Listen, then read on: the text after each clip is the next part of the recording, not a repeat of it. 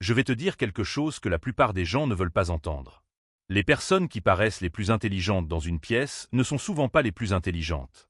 Et les personnes vraiment intelligentes, celles dont le cerveau fonctionne différemment, plus profondément, plus honnêtement, passent souvent leur vie à douter d'elles-mêmes. Paradoxal? Oui, Scientifiquement prouvé? absolument. Aujourd'hui, je vais te montrer 5 signes de vraie intelligence. Pas l'intelligence qui se voit, mais l'intelligence qui compte. Celle que les gens qui font semblant ne pourront jamais imiter, parce qu'elle ne s'apprend pas. Elle se vit. Et si tu te reconnais dans ne serait-ce qu'un seul de ces signes, cette vidéo va changer quelque chose dans la façon dont tu te vois. Reste jusqu'au signe numéro 5. Celui-là, personne ne l'anticipe. Avant les signes, il faut qu'on parle de quelque chose. Parce que si je te donne juste une liste de traits sans t'expliquer pourquoi ils existent, cette vidéo ne sera qu'une liste de compliments. Et ce n'est pas ce qu'on fait ici. En 1999, les psychologues David Dunin et Justin Kruger de l'Université Cornell ont publié l'une des études les plus citées de l'histoire de la psychologie. Leur découverte: les personnes les moins compétentes dans un domaine ont tendance à surestimer massivement leurs capacités. Pourquoi? Parce qu'elles manquent des outils cognitifs pour mesurer leur propre ignorance. En revanche, et c'est là que ça devient fascinant, les personnes les plus compétentes sous-estiment systématiquement leurs capacités. Elles voient si clairement tout ce qu'elles ne savent pas encore que leur propre expertise leur échappe.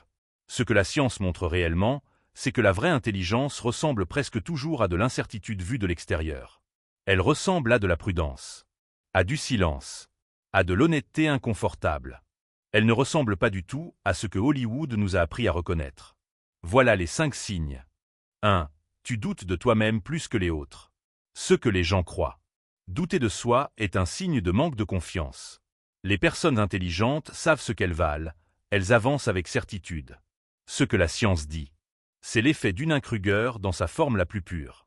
Les recherches de Cornell montrent une corrélation directe. Plus le niveau de compétence réel est élevé, plus la personne est capable de percevoir ses propres lacunes, et donc plus elle doute. Ce n'est pas de l'insécurité. C'est de la précision cognitive.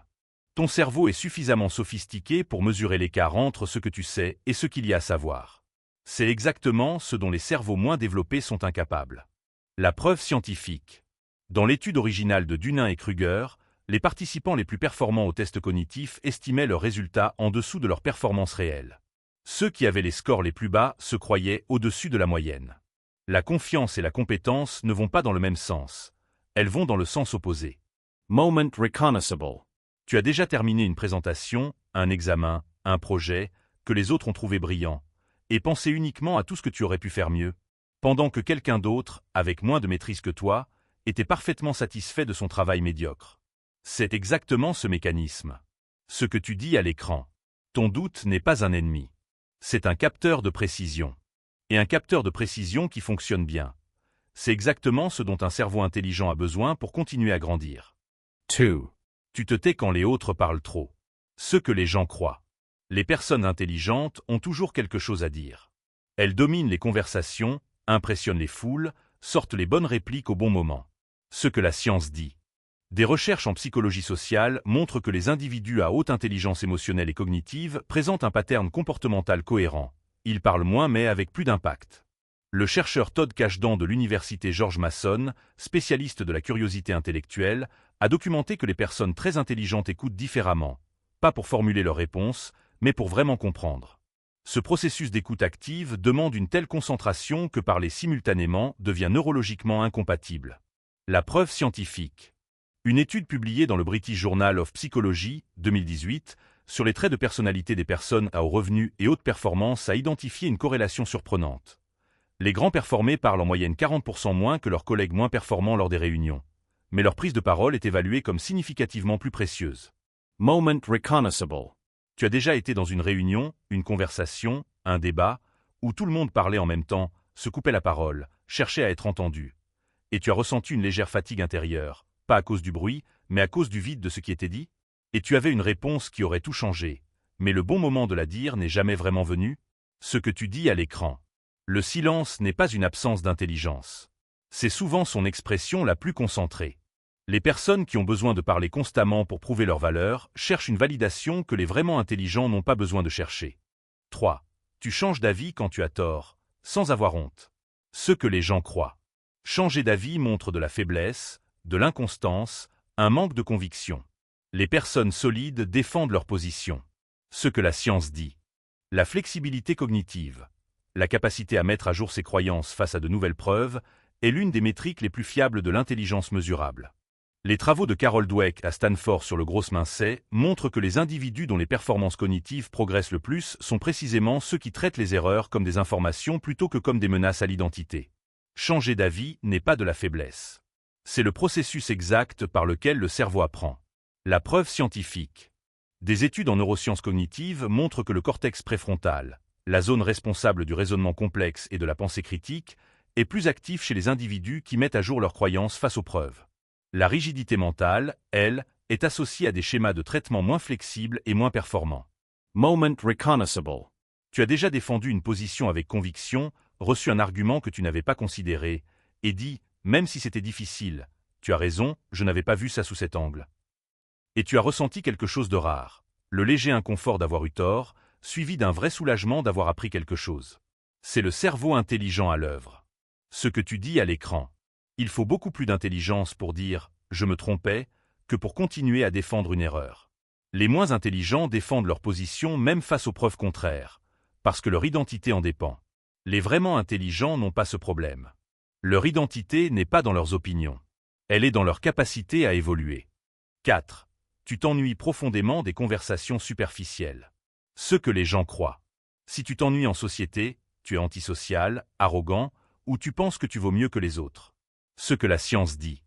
Des recherches de la London School of Economics publiées dans le British Journal of Psychology ont montré que les individus à haute intelligence rapportent une satisfaction sociale significativement plus basse lors des interactions fréquentes et superficielles. Ce n'est pas du mépris social. C'est une question de stimulation cognitive. Un cerveau très actif a besoin de contenu qui l'engage vraiment pour trouver la conversation satisfaisante. Sans ce niveau de profondeur, il signale rapidement de l'ennui, comme un moteur puissant qui tourne au ralenti. La preuve scientifique. Le chercheur Norman Lee de l'Université de Singapour a identifié dans ses études sur le bonheur et l'intelligence que les personnes à QI élevé sont les seules dont le niveau de bonheur perçu diminue avec la fréquence des interactions sociales légères, contrairement à la population générale pour qui plus de socialisation égale plus de bonheur. Moment reconnaissable. Tu es entré dans une soirée plein d'énergie, et après 20 minutes de conversation sur la météo, les séries Netflix et les potins, tu avais envie de rentrer chez toi. Non pas parce que les gens étaient mauvais, mais parce que quelque chose en toi avait faim d'autre chose. D'une vraie idée, d'une vraie question, d'une vraie connexion intellectuelle, ce que tu dis à l'écran. Tu n'es pas asocial. Tu n'es pas snob. Tu es juste quelqu'un dont le cerveau est réglé sur une fréquence plus haute que la conversation moyenne. Et trouver les bonnes personnes pour cette fréquence-là, c'est rare. Mais quand ça arrive, tu ne t'ennuies plus jamais. 5. Tu ressens les choses plus intensément que les autres, y compris la douleur. Ce que les gens croient. L'intelligence et l'émotion sont des opposés.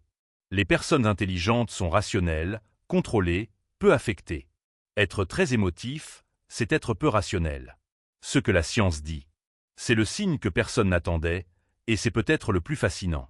Les recherches sur les surexcitabilités du psychologue polonais Kazimierz Dabrowski et les études plus récentes de l'université Vanderbilt sur les individus à haut potentiel convergent vers la même conclusion. Les personnes très intelligentes ont un système nerveux littéralement plus réactif.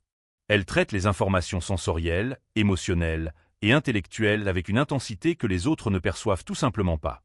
Un morceau de musique les déplace profondément. Une injustice ne les agace pas, elle les dévaste. Une belle idée ne les intéresse pas, elle les illumine. L'intelligence et l'émotion ne s'opposent pas. Chez les personnes vraiment intelligentes, elles s'amplifient mutuellement. La preuve scientifique. Des études en neurosciences de l'affect montrent que les individus à haute intelligence émotionnelle et cognitive présentent une activité amygdalienne, zone des émotions, plus importante lors d'expériences esthétiques, morales et relationnelles. Leur cerveau ne sépare pas le ressenti du raisonnement. Il les intègre. C'est ce qu'on appelle l'intelligence affective intégrée, et c'est l'une des formes d'intelligence les plus rares. Moment reconnaissable. Tu as déjà pleuré devant un film, une chanson, une lecture. Pas parce que tu étais triste, mais parce que quelque chose dans la beauté de la chose t'a touché à un endroit que tu ne saurais pas nommer? Et les gens autour de toi regardaient la même chose, impassibles, sans comprendre ce que tu ressentais? Ce n'est pas de la fragilité. C'est de la précision émotionnelle. Et c'est directement corrélé à la profondeur d'eux. 5 signes. 5 façons dont une intelligence vraie et rare se manifeste. Non pas dans les réponses brillantes lors des dîners, non pas dans les diplômes encadrés, non pas dans les grands discours. Mais dans le doute silencieux, dans l'écoute intense, dans le courage de changer d'avis, dans l'ennui face au superficiel, et dans cette capacité à ressentir le monde avec une profondeur que les autres ne verront jamais. Si tu t'es reconnu dans un seul de ces signes, je veux que tu entendes ça clairement. Tu n'es pas trop complexe. Tu n'es pas trop sensible. Tu n'es pas difficile à comprendre.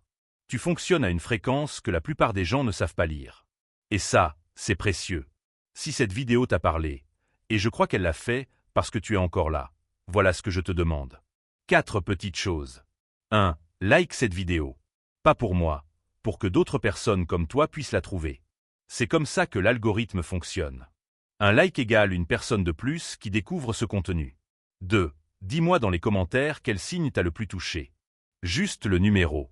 1, 2, 3, 4 ou 5. Je lis chaque commentaire, et je réponds au premier. 3. Partage cette vidéo avec quelqu'un dans ta vie qui doute de son intelligence alors qu'il n'en devrait pas. Quelqu'un qui pense qu'il est trop sensible, trop compliqué, trop dans sa tête. Cette vidéo est peut-être le message dont cette personne a besoin aujourd'hui. Et 4. Abonne-toi. Parce que chaque semaine, on va creuser plus loin dans ce que la psychologie révèle sur qui tu es vraiment. Et tu mérites du contenu qui te prend au sérieux.